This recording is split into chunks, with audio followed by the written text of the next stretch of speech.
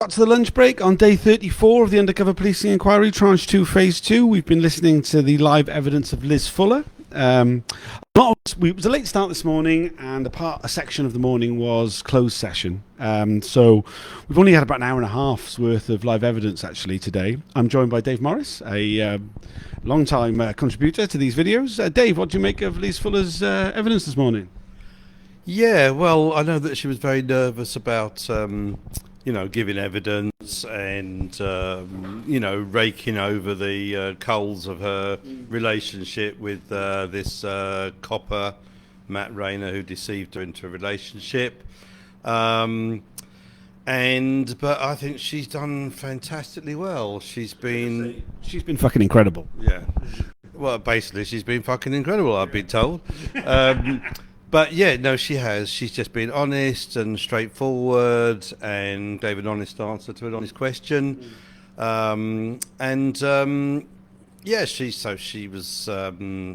still is, as she says. She believes in animal rights, and she was very active as a young person. And I think she explained how, this secret police officer, engineered friendships with key people that were relevant to his agenda. She later found out, I think she was really shocked when she found out, decades later, but she can now see how she was, manipulated, and others that she knew at the time.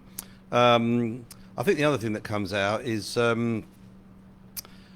just how passionate people feel about animal cruelty and wanting to do something about it, and giving out leaflets and going on pickets and protests and being part of groups that were trying to, stop animal suffering in the best way that they could. And, they were very dedicated, and the police were able to kind of, muscle in and manipulate that situation. So... yeah, what do you think? I mean, I obviously during the break I did a little update then, and so a couple of things I said then which I'm going to repeat because I think they're really important. I think one of the things that she did really well was she refused to answer some questions, which we haven't really seen before. She was just like, firstly it was ones about her involvement with the Leighton Street chicken slaughterhouse, and they were asking questions back and forth about that, and she was like, "I've had enough of that." Yeah.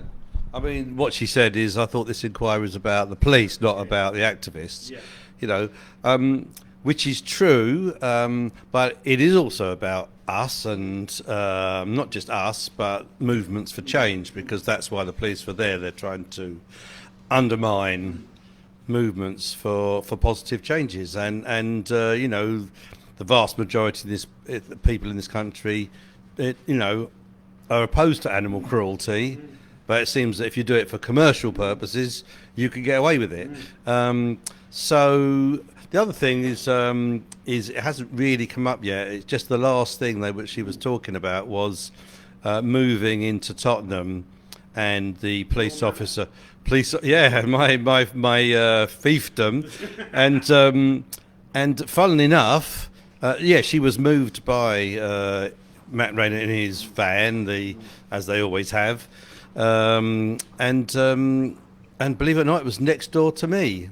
Oh, really? Me and my son lived next door, and we will hear later, no doubt about that, how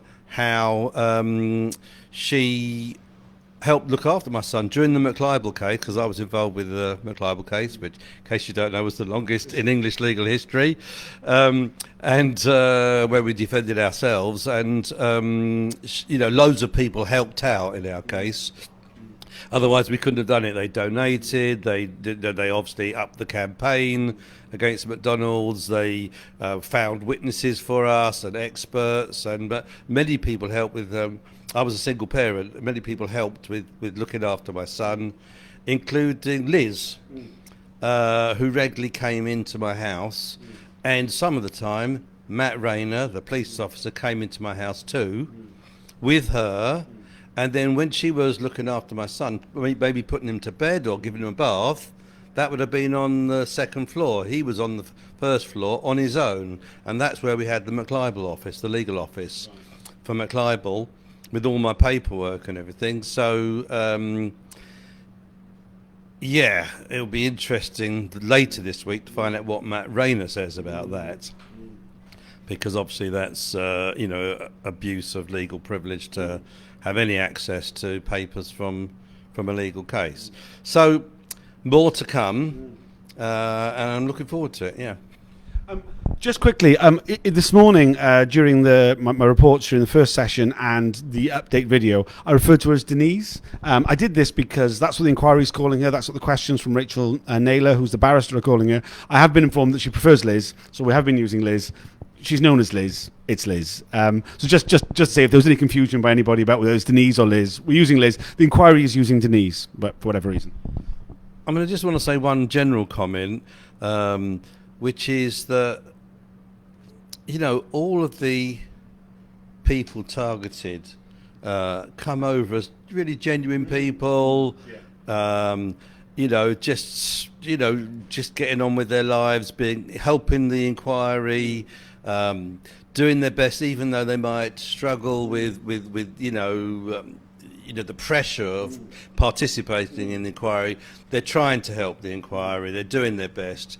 Whereas all the police officers, seem to be determined to to be anonymous, to not give evidence if they don't have to, and when they're in the witness box, basically to be as unhelpful as possible. So, and I really think that says something about the integrity of movements for change, and we're motivated by making the society a better place. So, all credit to all those millions of people that take part in movements to make the world a better place. Yeah, 100%. I would really echo that. Since I did the video at the lunch break, there was a closed session. We don't know what that closed session was about. That's quite common for the inquiry. Lots of closed sessions take place. Lots of secret sessions take place. A number of undercover officers have given evidence in secret. We have no idea what the question, no idea what was said about it. But there was a closed session this morning. Then we went back for 20 minutes before we went to lunch break. During that time, Liz was questioned about her sexual relationship with HN1. It was very awkward. This is something which comes up every time. A lot of questions about how sex was initiated. It's really uncomfortable. I think Liz did a very good job. She wanted to push back against some of the things which HN1, cover name Matt Rayner, was saying about what happened on the first time they had sex. But she handled it very well. She was very keen to reject his lines from that his written statement. But it is always very uncomfortable to go through, and it's a really difficult part of the process. It is, but I think the main motivation of the inquiry is, are the officers initiating these relationships? Because all of them are claiming, oh no, this woman was coming on to me and she was like wanting this and, and all that stuff. And they basically, Matt Rayner implied that it was really her who wanted it, not him. But he had no choice. He had to go along with it, which is actually what he said was, he says that that there were a number of occasions that she initiated. He was dropping her off at her house after a meeting. That over a few minutes, she gives this very sort of schoolyard idea of like, oh, there is someone I like, but I don't know if he likes me back. So she initiated it, and then the following time they had sex, she says that's nonsense. He helped her move house. They had a few drinks with her new housemates. They hung out. They might have gone to the pub. She's not sure. Her housemates went to bed. They ended up cuddling on the sofa. She asked him if he'd like to stay the night. They ended up having sex. But she's very clear that he was very flirty. He initiated it. There's no question about that. And he was the confident one, and actually they'd been friends for quite a long time. And she said that when you read his reports, he's secretly writing reports slagging her off and other activists off that he's pretending to be friends with. And she says one of his reports that came up on screen, he said, oh, she does this and she believes in that. And she said, oh, that should say we, because most of the activities she was involved with, he was there by her side because they were mates even before they had started the relationship. So they also, downplay or lie about their own involvement, these police spies. So anyway, I think a lot of great stuff's coming out of this inquiry, and frankly, the Metropolitan Police is just like completely being slaughtered. And the longer it goes on, the worse it gets for them.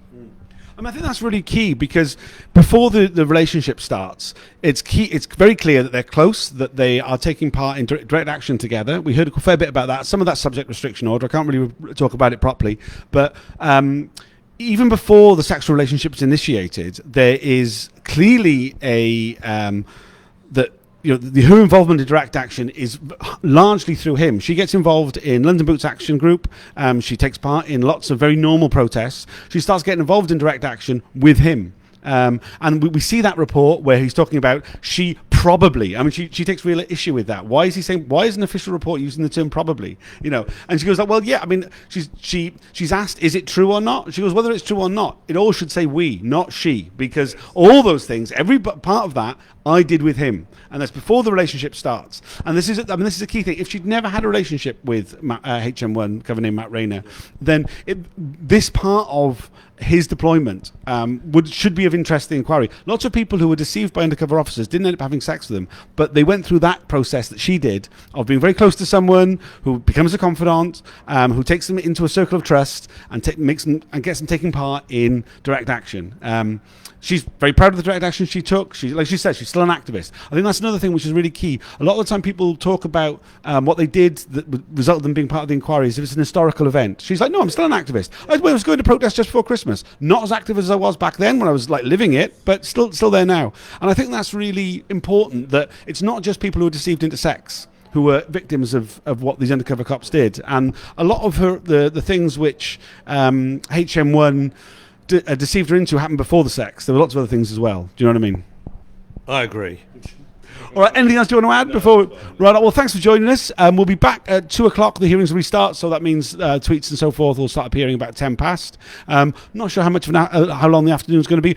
Don't know if there's going to be any more closed sessions this afternoon or not. There may well be. Then we're back again tomorrow with HN1 himself giving evidence. That will, after yesterday's hearing, that will just be audio.